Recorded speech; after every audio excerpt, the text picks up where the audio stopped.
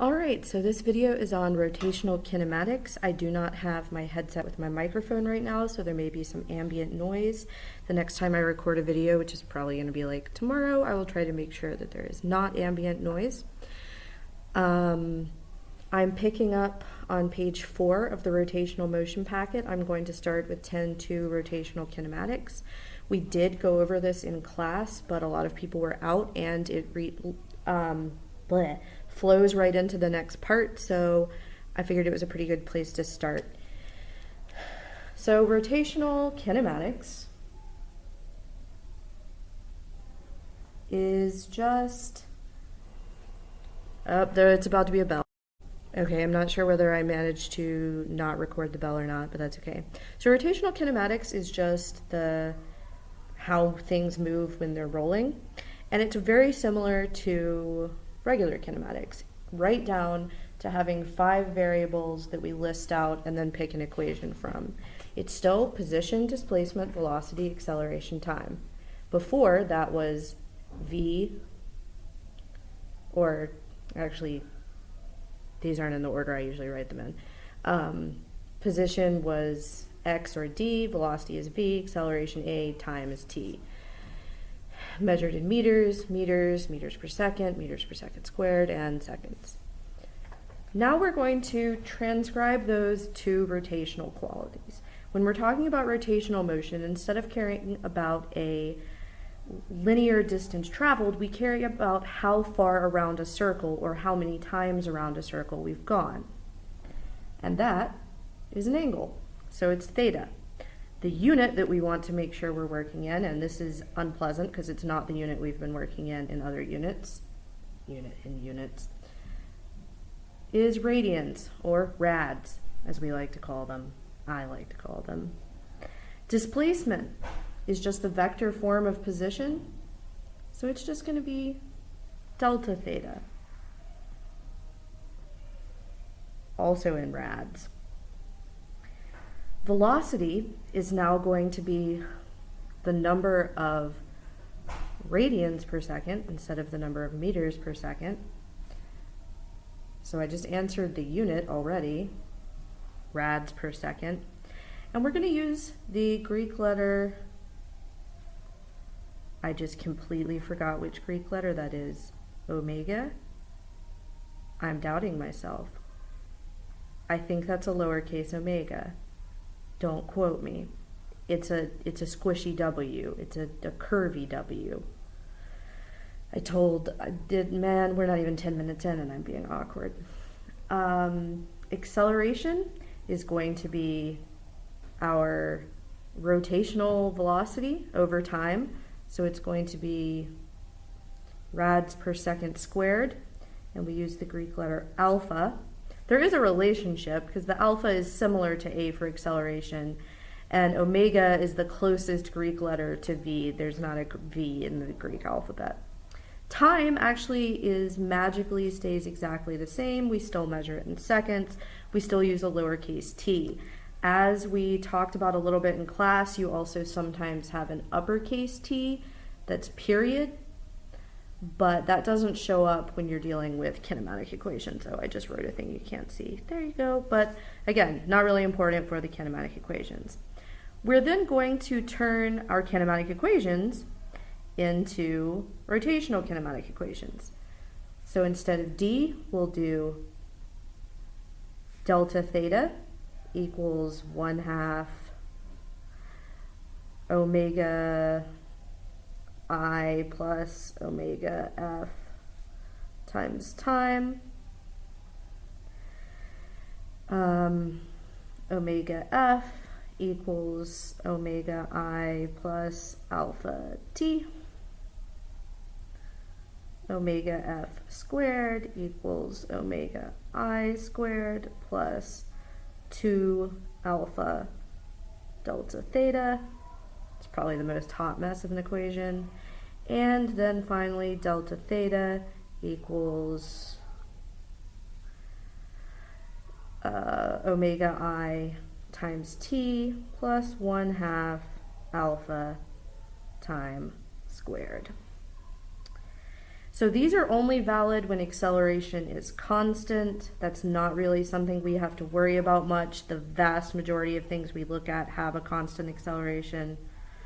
But it's worth noting that these are only valid when the rotational acceleration, and actually we will look later in this video at one case when it's not, rotational acceleration is not constant. So you can only use these equations if the rotational acceleration is constant. Great. All right, example problem. A rope is wrapped around a wheel that is initially at rest on an axle. When the rope is pulled with a constant force, the wheel accelerates to 2 radians per second squared, or accelerates at 2 radians per second squared. That's an important distinction. How long will the wheel take to complete one rotation, and what will the rotational speed be at that time? So here's things they give us. They give us that our initial rotational speed, Wi, or omega I, is 0 because it's at rest. They give us that, let me just hold on, omega I, omega F, D, which is delta theta, A, which is alpha, and T. So they give us alpha, 2 rads per second squared. And then they actually give us our distance because they want one complete rotation. But we don't want units of rotations. We want units of radians. And one rotation is 2 pi radian. So we have 3 things, which means it's enough to use a kinematic equation. First, they're asking how long, which is time, which means I choose the kinematic equation that doesn't have omega F in it, which means it's going to be this last one. Delta theta equals omega I t plus 1/2 alpha t squared. As always, this equation is much easier to use when omega I is 0. Still valid when it's not, but just easier to use. I like easy. So we have 2 pi equals 1/2 times 2 times t squared. So the 2's cancel. No, yeah, this 1/2 and the 2 cancels out, and you get that t squared is 2 pi. T equals the square root of 2 pi. On a free response, you're more than welcome to leave it in terms like that. I'm not 100% sure which way you would see it on a multiple choice question, but if you plug that into a calculator, you get that t is 2.51 seconds. All right, so then the second part says, what will the rotational speed be? We could use any equation, but I always try to not use the thing I just solved for. So instead, we're going to pretend that t is now the one we don't have, which means that we will choose the equation that I just affectionately referred to as a hot mess, which is omega f squared equals omega I squared plus 2 alpha delta theta, 0 plus 2 times 2 times 2 pi equals omega squared. Omega squared is 8 pi. Omega equals the square root of, that was a 2 that I just wrote while saying 8. Square root of 8 pi, and hold on, I don't actually know what that is in decimal form. Okay, turns out in decimal form that is, I was literally just looking at it, 5.01. So that's the answer to this. Omega f equals 5.01 rads per second. All right. Let's look at the next example problem. We actually did not work this one in class, so we are officially covering new material. A ball with a 5 centimeter radius rolls from the top to the bottom of a ramp that is 0.1 1.25 meters long. At the bottom of the ramp, the ball has a rotational speed of 8 radians per second. If the ball started from rest, determine its angular acceleration, that's alpha, and the time. So let's write out our variables. Omega I, omega F, delta theta, alpha, t. We're told we start from rest, so omega I is 0. We're given the final velocity, which is 8. There are people being loud in the hallway. Just for the record, the people being loud in the hallway were Nakam and Nicole. And then flex time happened. But I'm back now, and I'm going to try to remember what I was doing. I'm working this problem. We are given omega I and omega F. And we are asked for alpha and t. And that looks like a problem, right? Because they don't give us, this is in centimeters. That's a radius. And then we've got some number that's just a straight up distance. That's funny. None of those are delta theta in radians. But the deal is, several pages back, we learned in class that your distance is equal to the radius times the change in theta. So if we know that we go a linear distance of 1.25 meters and we have a radius of 0.05 meters, because that's in centimeters, 0.05, how many radians do we go? The answer is 25 rad. So once we do that, then this problem becomes pretty trivial. That was the only part that made it kind of funny. If we're ignoring time and solving for alpha, then we're going to use the equation we just used, omega f squared plus omega I squared. No, what? Omega f squared equals, sorry, I'm a hot mess. Omega f squared equals omega I squared plus 2 alpha, change in theta, 8 squared equals 0 squared plus 2 times our unknown times 25. 8 times 8 is 64.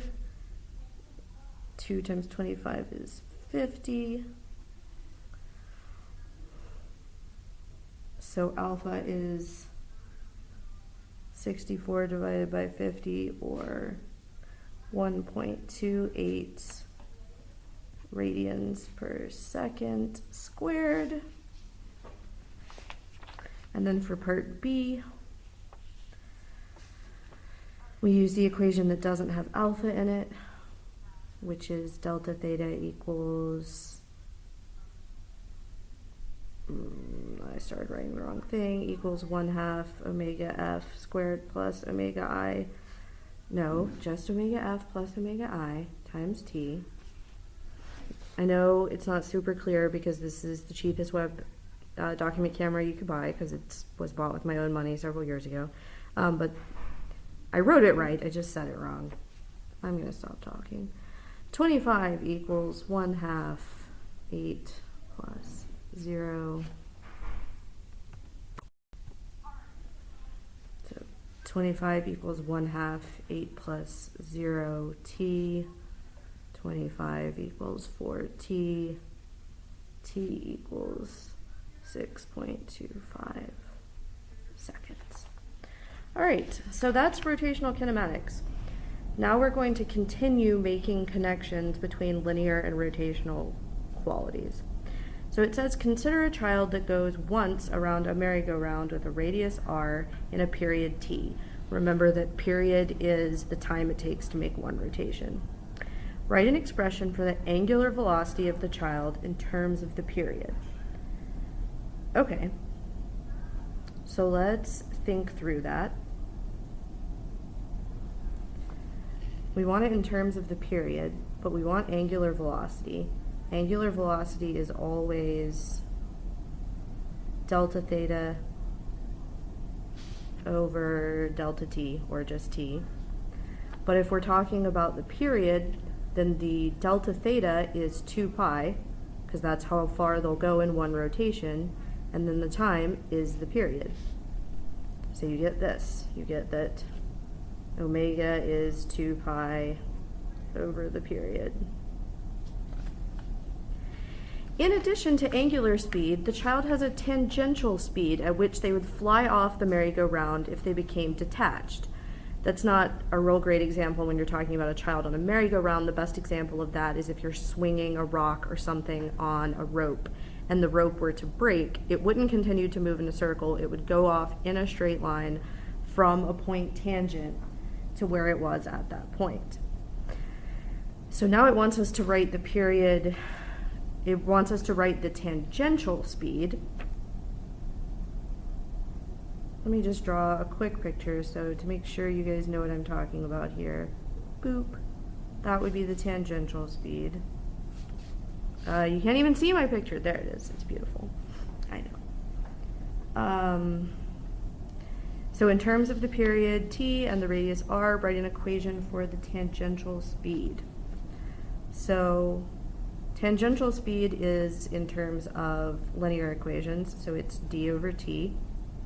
So what distance are we going to have gone here? Well, we're going to have gone a distance equal to the circumference of the circle, and we know that the circumference of the circle is 2 pi r.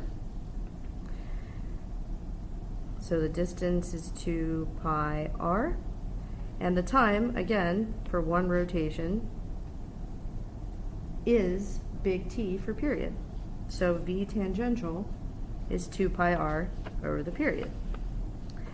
Notice the above equation contains 2 pi over the period, which is the equation we wrote here for angular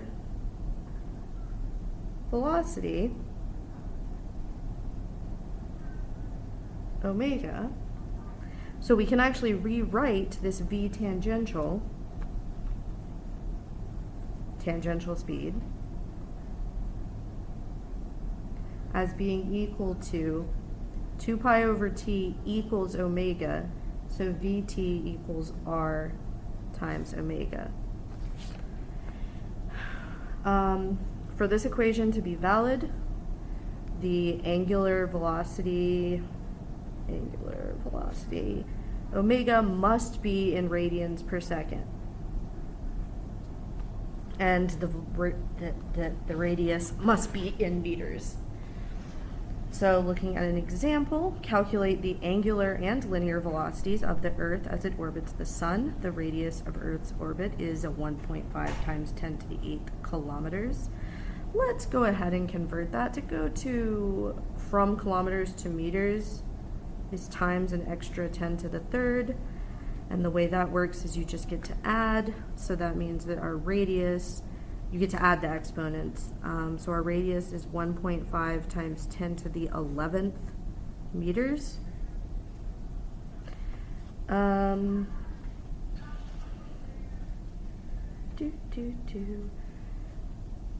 So I just had a really blank moment where I was like, oh, it doesn't give us any other information. So it doesn't give us any other information, but we happen to know something pretty important about the orbit of the Earth around the Sun. We know how long it takes. We know the period.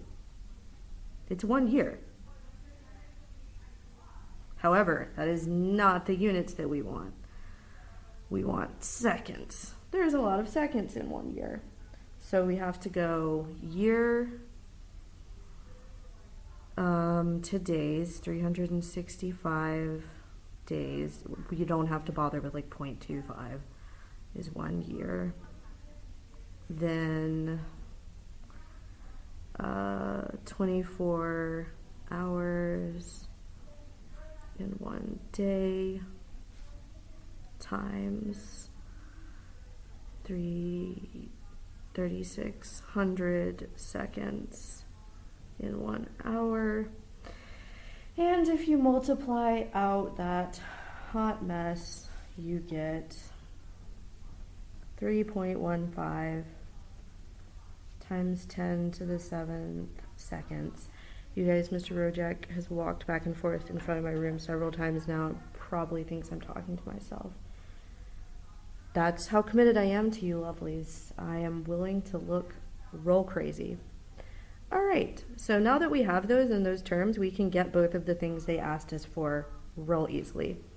The angular speed is super simple. It's 2 pi over that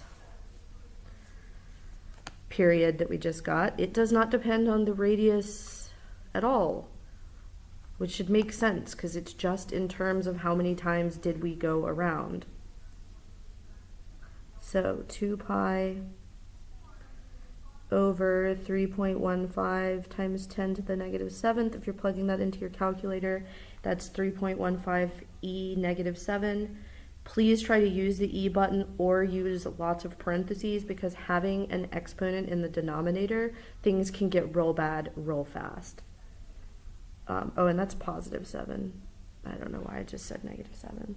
Because the answer, because you have a large number in the denominator, your answer ends up being 1.99 times 10 to the negative 7th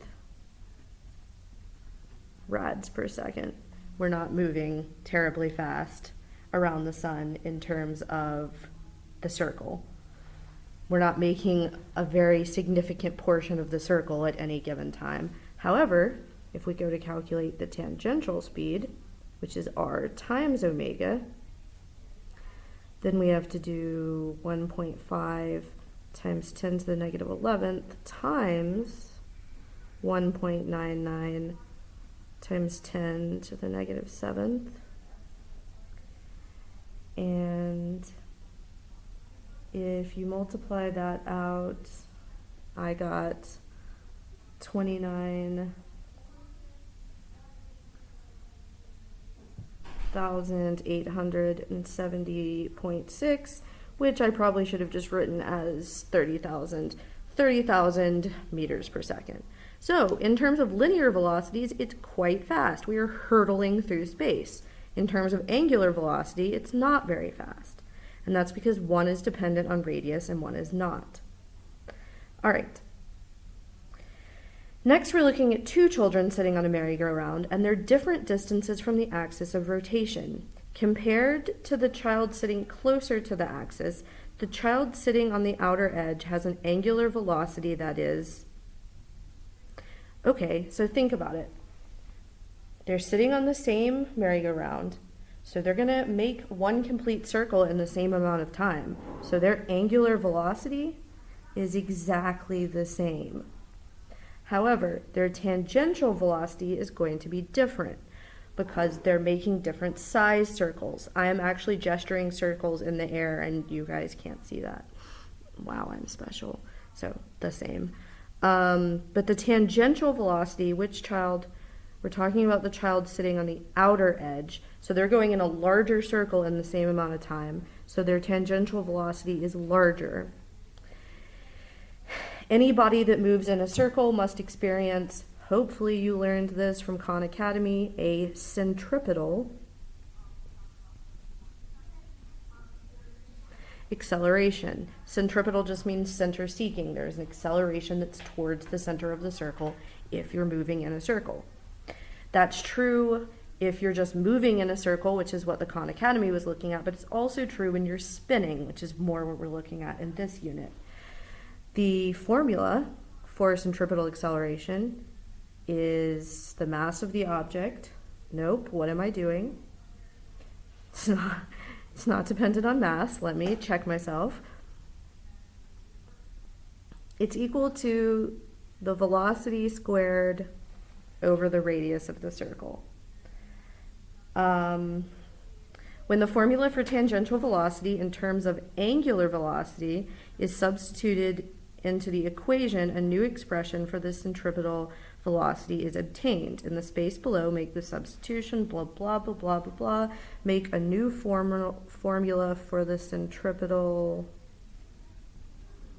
acceleration. I did not leave you enough room to do this, so let's do it down here.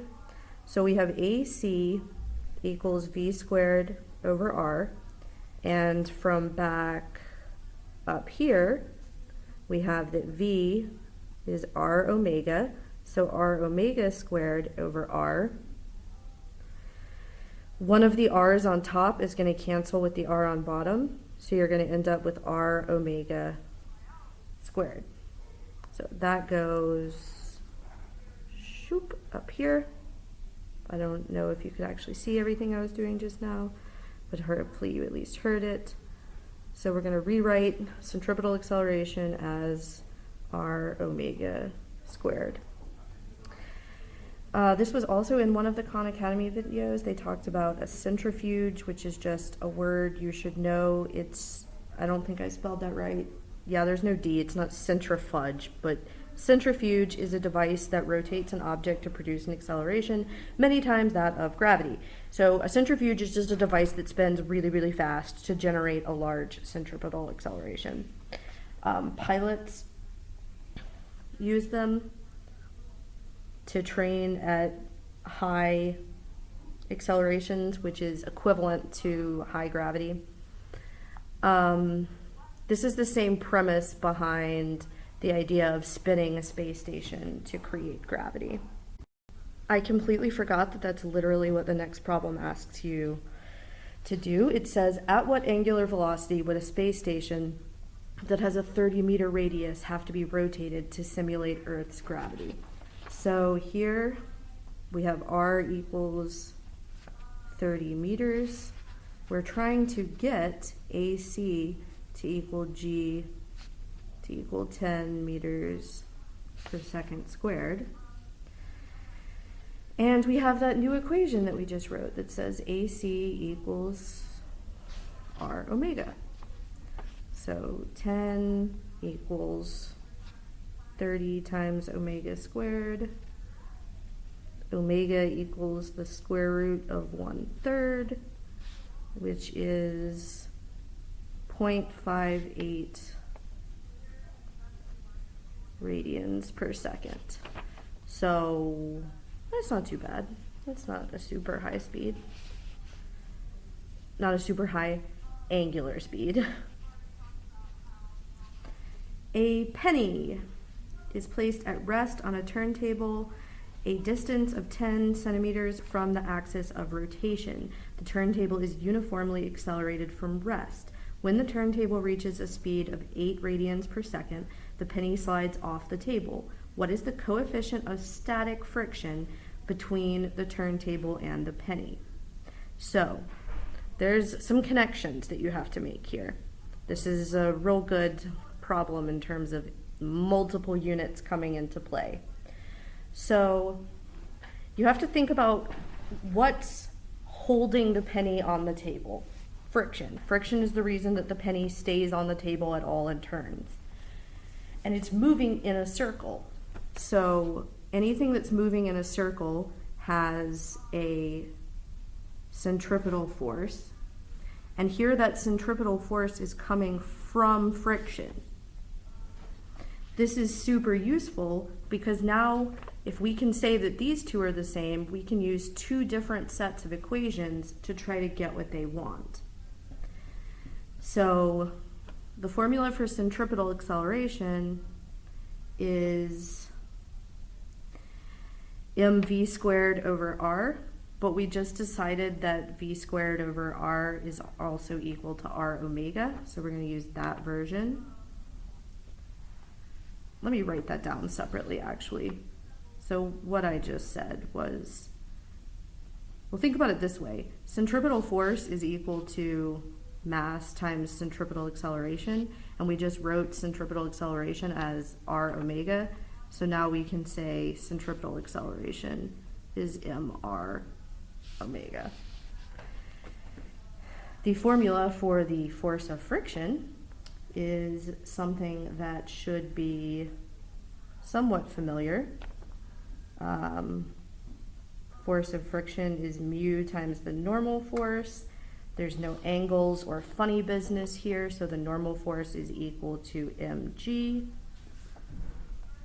So we're taking these two different equations for force and mushing them together, mu mg. What do you notice right away? The mass falls out. Beautiful.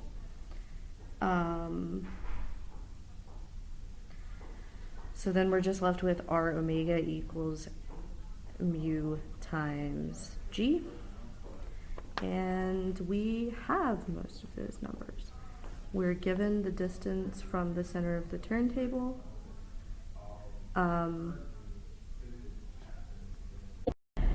You guys, Mr. Wilson was giving someone a tour of the school, so now like everybody thinks I high-key talk to myself. Let's actually just perpetuate that rumor. Ms. Schneider is crazy and talks to herself. It's not that inaccurate. All right, what am I doing? I'm solving this problem. Oh man, I also super wrote this equation down wrong. This is not r omega. It's not r omega up here either. What am I doing with my life? You guys, I need you to catch me in class. It's r omega squared. Centripetal acceleration is r omega squared. That's such a big deal. Okay. So we just canceled out the mass. Now we have r omega squared equals mu times g. We're given the radius of the turntable. It's 10 centimeters, which is 0.1 meters. We're given the speed of 8 radians, and we know g, so we just have to plug things in. 0.1 times 8 equals mu times 10. 0.8 equals mu times 10 squared.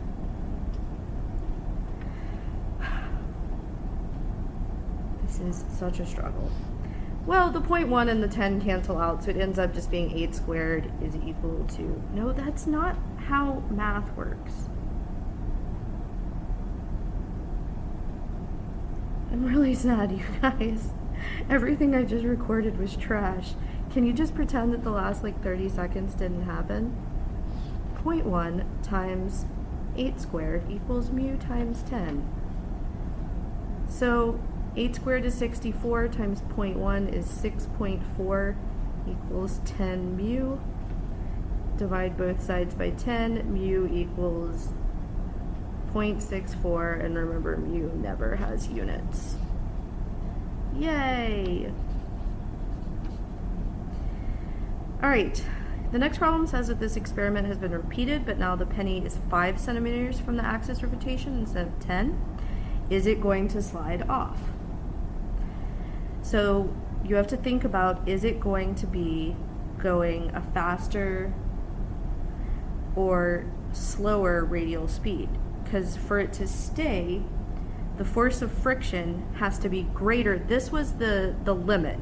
This value for the force from this problem. We never actually solved for just the force, but whatever that number was, that was the limit.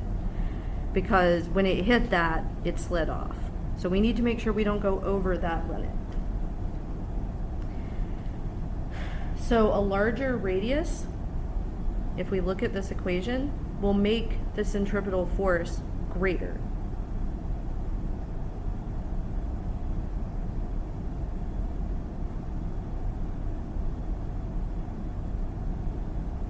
I just confused myself, hold on.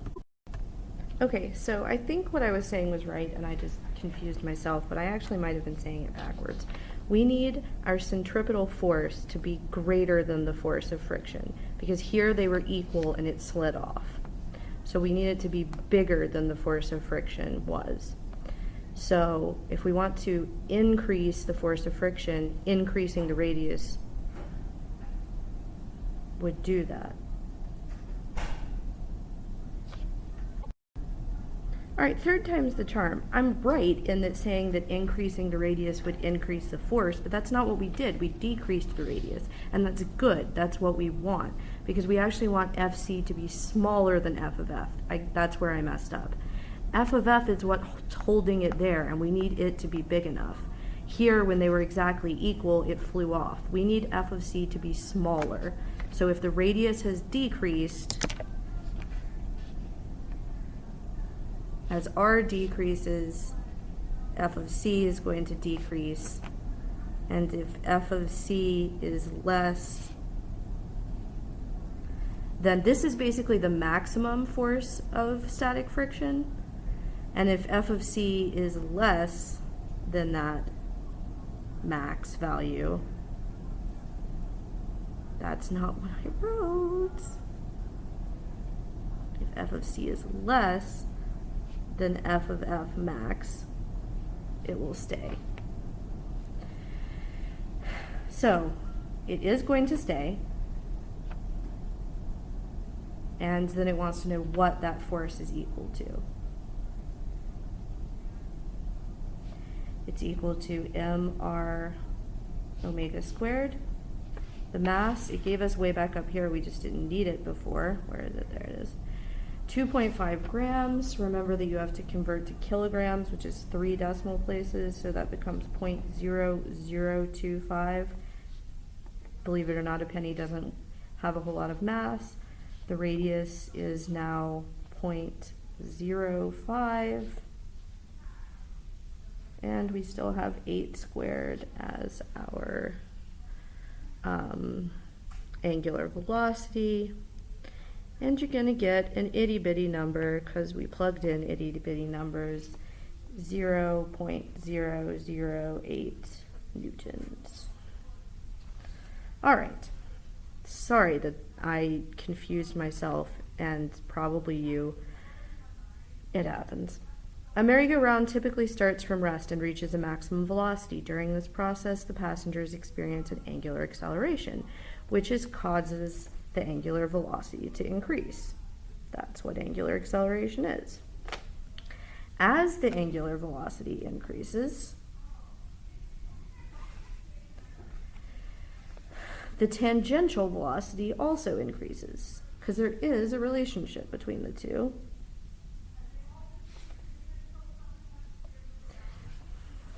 This is shown by the equation that we wrote on the last page, that V tangential is R omega.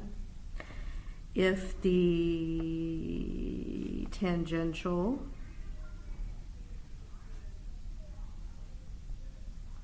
velocity increases, then there also must be a tangential. Tangential doesn't look like a real word anymore. If the tangential velocity increases, then there also must be a tangential acceleration. So if you have an angular velocity and an angular acceleration, you also have a tangential velocity and a tangential acceleration. A tangential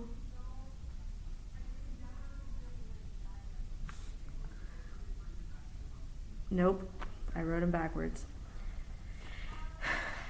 So it's saying that one of the accelerations causes a rotating object to speed up, whereas the other causes it to start turning as well as just rotating.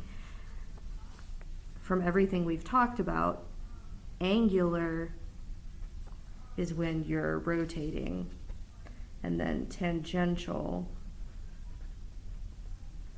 is going to be when you're turning. In the space below, write the equation for tangential velocity in terms of angular tangential velocity. We've already written tangential velocity in terms of, the word here is supposed to be acceleration.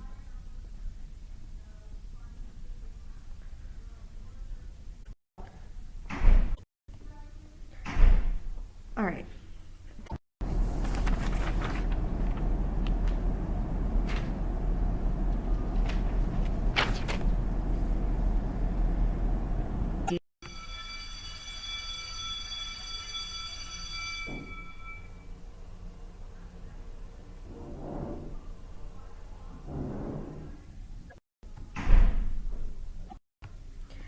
Wow, you guys, I super thought I had it paused while the bell was ringing, and I didn't. So that's why there was the sound of the bell and then just dead silence for a couple of seconds, because I'm bad at computers. So yeah, the angular velocity is 0 at the edges, and it's going to be at its maximum because it's been speeding up, and then after that point it's going to start slowing down and then speed up and slow down, so the maximum is there. So these two occur at equilibrium. All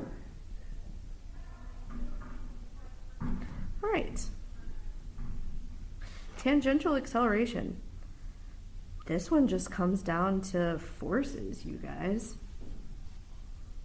Like, let's say we're drawing the force diagram for this point over here on the left.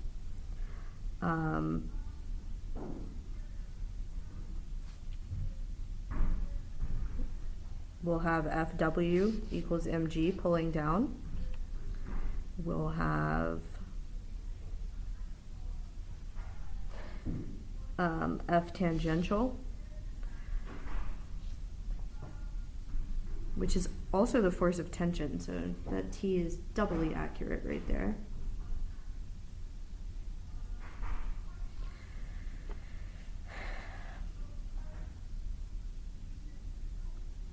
And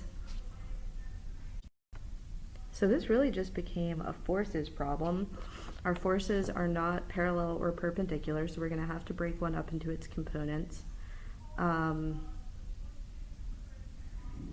It doesn't super matter which one we do. I think it's actually going to be easier if we think about our XY axis as being, oh, actually it does matter.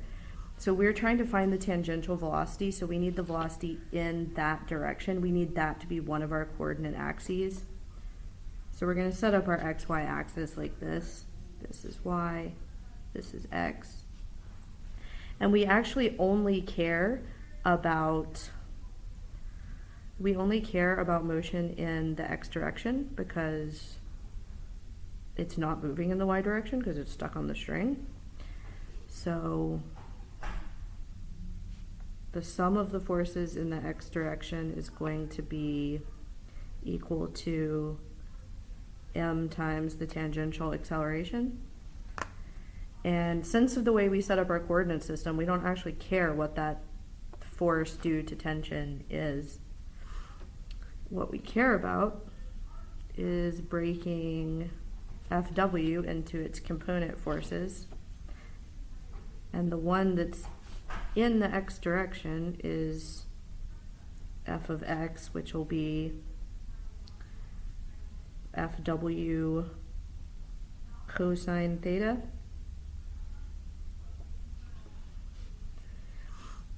Which is mg cosine theta. So then we can say mg cosine theta equals m a tangential, masses cancel out, 10 times the cosine of 10 equals the tangential acceleration. The tangential acceleration equals 1.79 meters per second squared. Yay. Now centripetal acceleration has its own little lovely formula. A sub c equals v squared over r.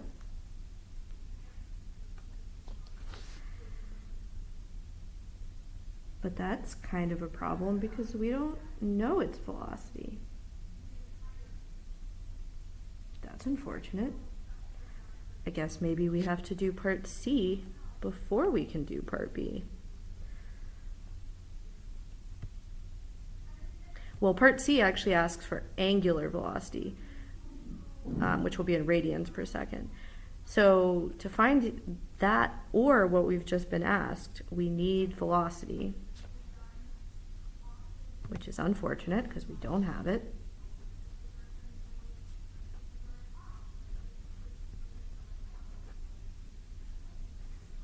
And this is the point where some of you would freak out and be like, I don't know how to get velocity, I don't know what to do, panic. And you really have to think about things you have in your physics toolbox. How could we find the velocity at this point?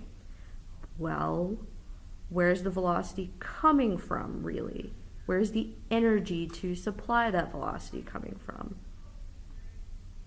Well, it's coming from the potential energy that it got being raised to this height. So our speed, so we could make this an energy problem to find velocity and say mgh, where h is whatever height you pulled this up to, equals 1/2 mv squared. The masses cancel out, but now we need to know that height. And you have to kind of think through some trig here that's ugly. I don't think the AP would ask you a question that made you actually do this math because it's kind of ugly, but they could potentially ask you a question that just talked about this in general terms. So let's think about what we have here. I struggled with this when I was first trying to solve this problem. So we have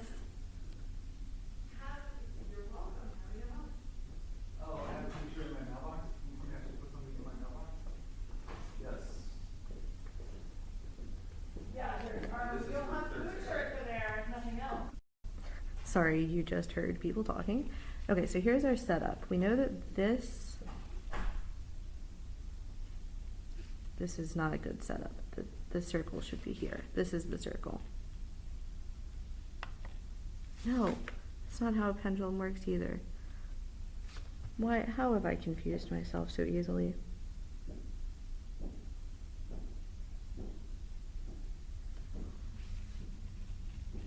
Okay, I'm gonna draw a new picture. I'm gonna draw a new picture and everything's gonna be okay. So think about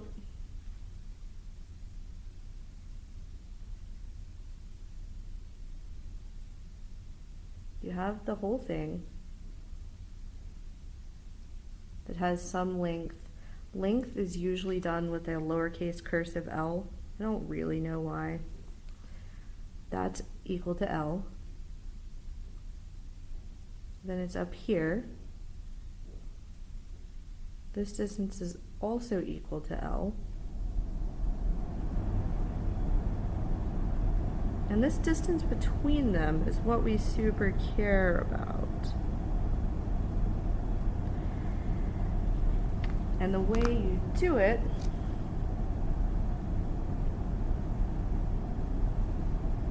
is you imagine that you have a triangle like this.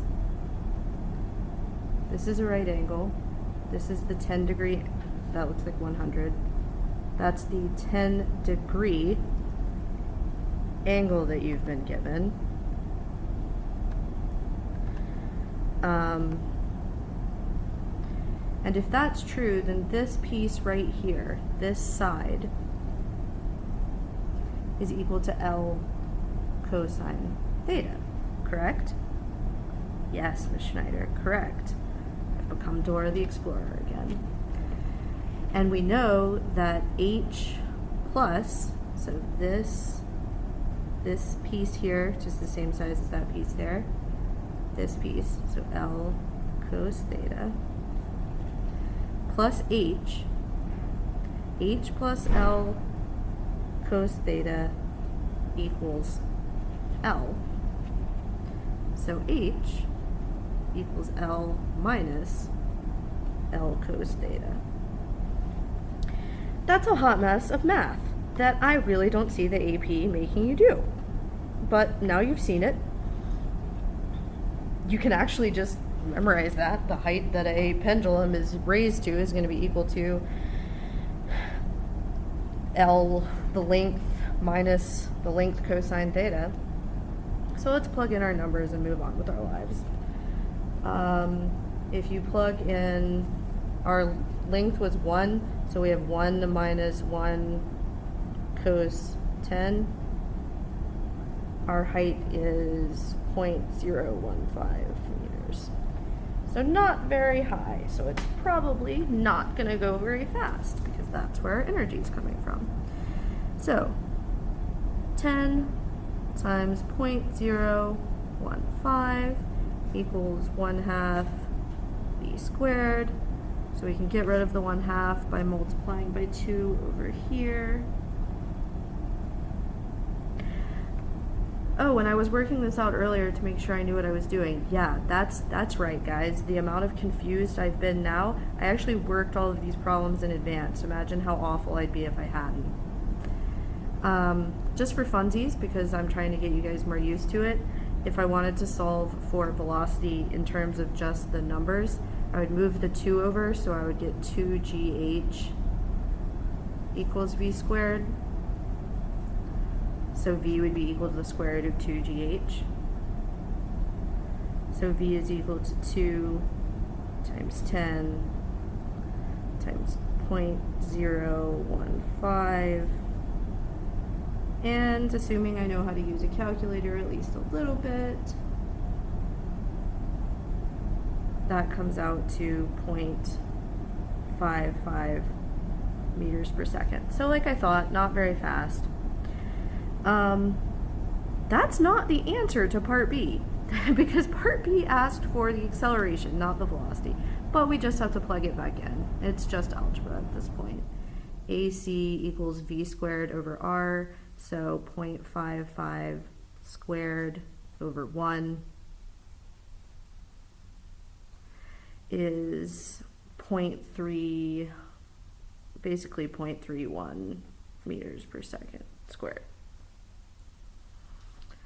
Luckily, part C is pretty easy, considering what we already have, because part C asks for the angular velocity, and there is a distinct relationship between angular velocity and tangential velocity, and not tangential, but angular velocity and linear velocity. We just found the linear velocity, which is also the tangential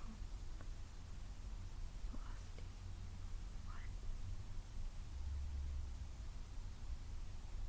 Yes. Okay. This is v over r.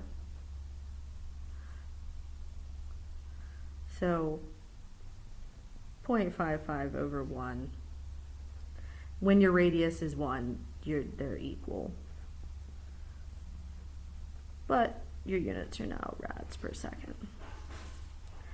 All right. So now things get a little bit weird because things are going to be not only rotating, but also moving linearly, like something that's rolling. A bicycle wheel rolls across the ground with no slipping. So that means we have plenty of friction. We're rolling and not like sliding jerkily. Then in any one rotation, the wheel moves a distance of, we used this in a problem earlier. Well, no, that was just looking at the angular displacement. Here we're literally looking at the distance on the ground covered. In one full rotation, it's going to cover a distance on the ground of 2 pi r. You can actually just like trace it out because each point is going to move across. When it gets back, it will have covered one full circle. So it's possible to obtain the velocity of the center of mass of a rolling object by taking the distance traveled in one rotation, which we just decided was 2 pi r, and dividing by the time for one rotation, which is the period. Show this in the space below. V equals 2 pi r over t. 2 pi over t, which is angular velocity, omega. So we can write that this velocity equals r omega, which I actually used that relationship up here. I thought we had already written this somewhere. Maybe not. So this gives the Oh, okay, yeah, that's literally what this next bullet point says. The equation above gives the speed for the center of mass of an object that's rotating without slipping. It's also the same equation that's used for calculating the tangential velocity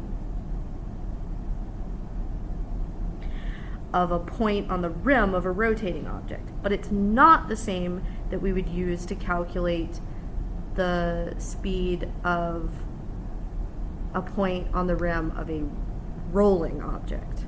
This is just the center of mass for the rolling object.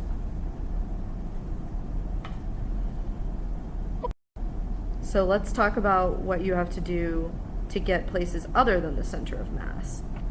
Well, a rolling object is really just combining rotational motion, which is an angular speed, to the fancy word is translational, which is just a fancy way of saying linear motion that has a linear speed, v equals rw. To fully understand rolling motion, it is best to consider separately the effects of rotating and linear motions as shown below. So, here we have a wheel that's spinning. That's what we've been dealing with in this unit.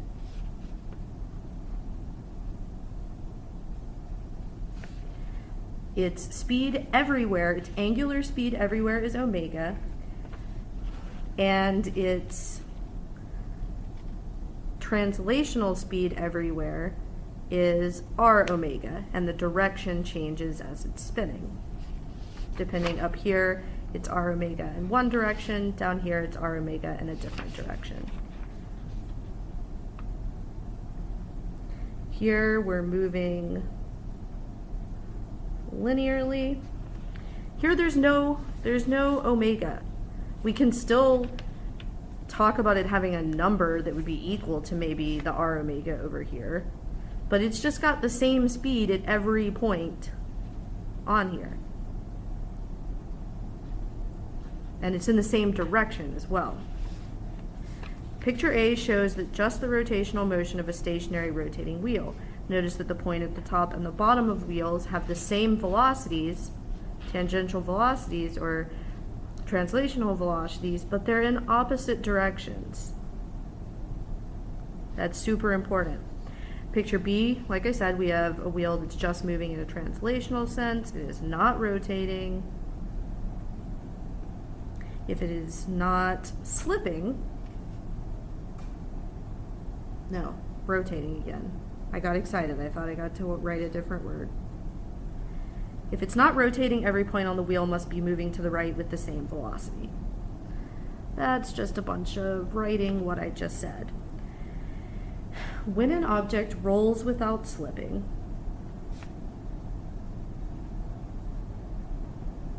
the rotational and translational motion shown above are combined, which requires the velocity vectors at each point to be added.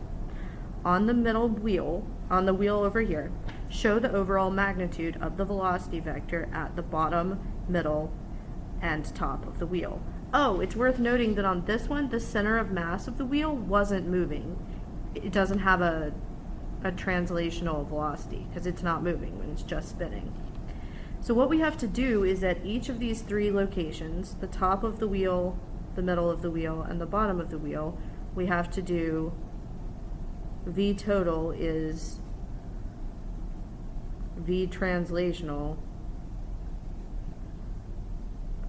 plus like V, what are we calling this? Rotational? I don't want to call it angular velocity because angular velocity is omega and it's measured in different units. There's not really a good name for this, but we're adding the two vectors from this two pictures. So the top, those two vectors add together and we get V equals R omega plus R omega.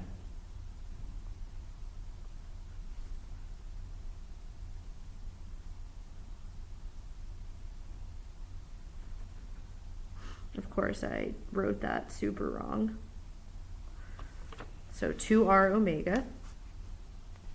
Here, this one had a 0 there, and then r omega to the right here.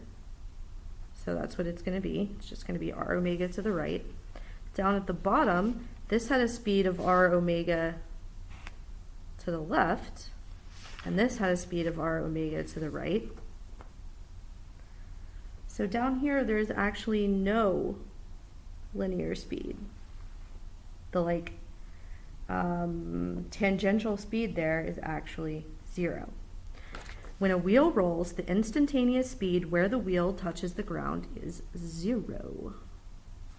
In terms of the wheel's angular velocity, omega, the speed of the wheel at its center of mass is r omega. The speed at the top of the wheel is 2r omega. When a wheel rolls, the point in contact with the floor is momentarily at rest. And the rest of the wheel pivots over it. So you have one point, and the rest of the wheel is swinging over top of that point, kind of.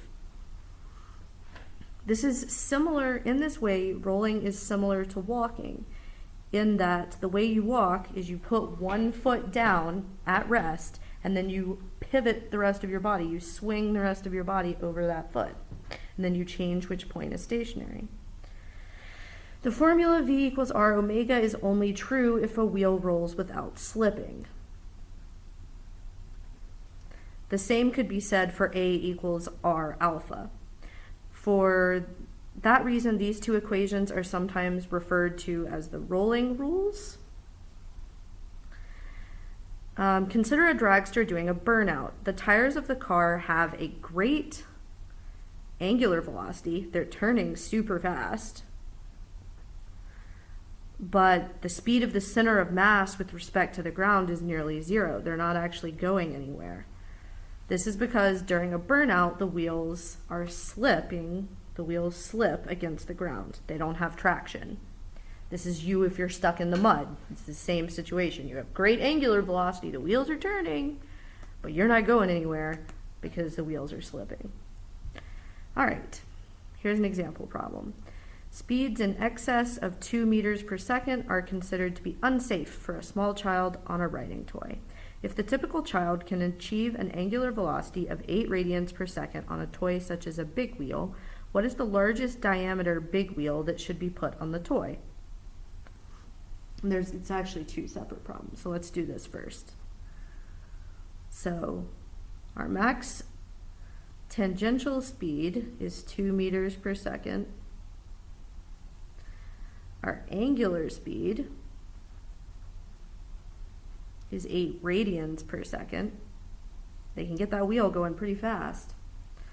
So if V equals R omega, 2 equals R times 8, then the largest wheel we can put on there is 0.25 meters. So let's think through that. I'm so bad at converting from meters to things I recognize. 1 meter is about 3 feet. So this is 1/4 of that. So this is a little less than a foot-ish. And that's just the radius. So that still can be a pretty big wheel. I guess we can still call it a big wheel. Feel the burn. At maximum speed, how fast is the top? While riding a big wheel, the child leans forward and places his finger on top of the moving big wheel. At maximum speed, how fast is the top of the wheel moving past his finger? So V top, if we refer back up here, V top is actually equal to 2R omega. So 2 times 0.25 times 8. So that point on the top, even though the whole trike, are big wheels trikes? I don't know. Whatever this toy is, the whole thing is only moving 2 meters per second. But that one point at the top is actually moving 4 meters per second. And that kid is probably going to get a nasty looking rug burn or friction burn on his finger and hopefully learn to not do that again.